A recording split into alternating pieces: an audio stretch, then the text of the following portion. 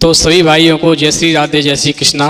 तो आज आइए दोस्तों एक नए टॉपिक की तरफ। आज का प्रसंग जो है बहुत ही मार्मिक और ज्ञानवर्धक है। दोस्तों, पापी लोग सुखी क्यों रहते हैं जबकि सज्जन लोग दुखी रहते हैं? आखिर इसके पीछे कारण क्या है कि पापी लोग हमेशा सुखी रहते हैं? दोस्तों, यदि आप हमारे चैनल पर नए हैं तो प्लीज़ चैनल को लाइक करें, शेयर करें, सब्सक्राइब करें, क्योंकि आपका एक सब्सक्राइब हमारे लिए बहुत महत्व रखता है। जानेंगे पापी लोगों को सुख क्यों मिलता है, अर्थात पापी लोग सुखी क्यों रहते हैं। दोस्तों, वेद व्यास जी और एक कीड़े के बीच में एक संवाद हुआ। इस संवाद को ध्यान से सुनेंगे तो आपकी समझ में आएगा कि पापी लोग सुखी क्यों रहते हैं और सज्जन मनुष्यों को दुख क्यों मिलता है। तो आ जाइए दोस्तों, गौर करते हैं प्रसंग की तरफ।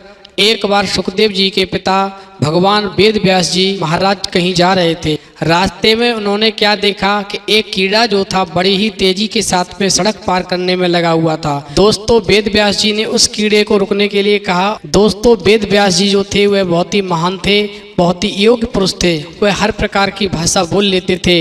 वेद व्यास जी ने उस कीड़े से कहा, हे कीड़े, तू जल्दी जल्दी क्यों भागा जा रहा है? आखिर इसके पीछे राज क्या है? दोस्तों, वह कीड़ा वेद व्यास जी की बात सुनकर के कहने लगा, बाबा जी, आगे से एक बैलगाड़ी आ रही है। उन बैलों के गले में जो घुंघरू बंधे हुए हैं वह मेरे कानों में गूंज रहे हैं। मुझे पहियों की आवाज़ सुनाई दे रही है। मैं इसलिए तेज भागा जा रहा हूँ कि कहीं मैं बैलगाड़ी के नीचे न आ जाऊं और मैं अपने प्राण न गंवा बैठूं। दोस्तों, वेद व्यास जी समझाने लगे उस कीड़े को, हे कीड़े, तू मरने से मत डर। जब तक मैं तुझे एक ब्राह्मण शरीर में न पहुंचा दूं तब तक तुझे सभी योनियों से शीघ्र ही छुटकारा दिलाता रहूंगा। तू कीड़े के रूप में यदि मर जाएगा, तू जिस रूप में भी, जिस योनि में जाएगा, वहां से भी तुझे मैं मुक्ति दिलाऊंगा और धीरे धीरे करके उन सभी योनियों से पार करता हुआ तुझे एक ब्राह्मण के शरीर में पहुंचाऊंगा। दोस्तों, इस प्रकार वेद व्यास जी की बात जब कीड़े की समझ में आ गई तो वह कीड़ा जो था वह बीच रास्ते पर लेट गया।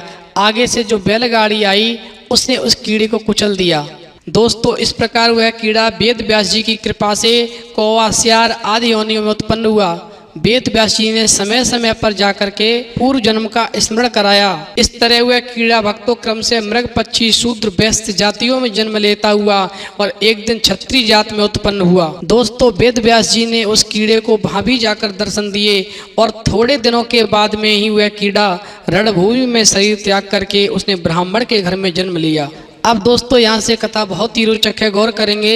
भगवान वेद व्यास जी ने उस कीड़े को जो ब्राह्मण के घर में उत्पन्न हुआ उसे सारस्वत मंत्र दे दिया, जिसका जप करते करते हुए ध्यान करने लगा। उसकी बुद्धि दोस्तों इतनी तेज थी, इतनी विलक्षण थी कि उसे केवल मंत्र का स्मरण कराने मात्र से ही वेद, शास्त्र, धर्म आदि का रहस्य समझ में आ गया। दोस्तों, जब वह ब्राह्मण 7 वर्ष का हुआ तो वेद व्यास जी ने उससे कहा कि कार्तिक क्षेत्र में कई वर्षों से एक ब्राह्मण नंदभद्र तपस्या कर रहा है, तुम जाकर के उसकी शंका का समाधान करके आओ।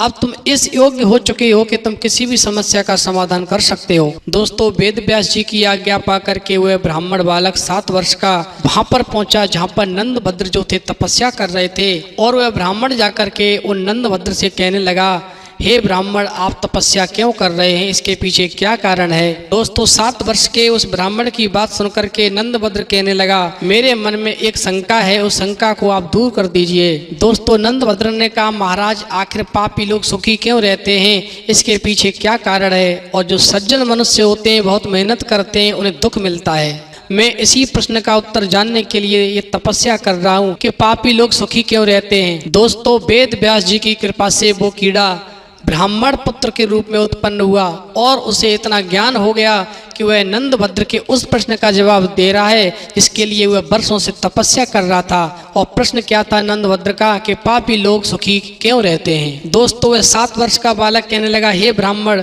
पापी आदमी यदि सुखी है तो पाप के कारण कोई और नहीं वरन पिछले जन्म का कोई पुण्य है, उसके कारण वह सुखी है। पापी मनुष्य बाहर से दिखने में जितना सुखी होता है वह उतना ही अंदर से दुखी भी होता है। लेकिन जो सज्जन पुरुष होता है, धार्मिक व्यक्ति होता है, उसको सही दिशा नहीं मिल पाती, सही मंत्र नहीं मिल पाते, सही गुरु नहीं मिल पाता है, सही धर्म का रास्ता दिखाने वाला नहीं मिल पाता है, जिसके कारण उसे दुख मिलता है और पापी को सुख मिलता है।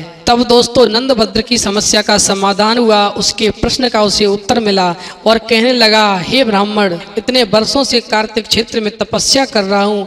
मेरे तप का फल यही है कि तुम्हारे जैसे 7 वर्ष के योगी के मुझे दर्शन हो रहे हैं। मैं तुम्हें बारंबार प्रणाम करता हूँ। दोस्तों नंदभद्र ने जब उस बालक को प्रणाम किया तो वह बालक कहने लगा, नहीं नहीं महाराज, आप तो भूदेव हैं, मैं तो बालक हूँ, मैं आपको बार बार प्रणाम करता हूँ। इस प्रकार दोस्तों उस बालक की नम्रता देख करके ब्राह्मण और खुश हुआ और वह तप छोड़ करके परमात्म चिंतन में लग गया। दोस्तों वही बालक दूसरे जन्म में जाकर के कुशारु पिता एवं मित्रा माता के यहाँ प्रकट हुआ।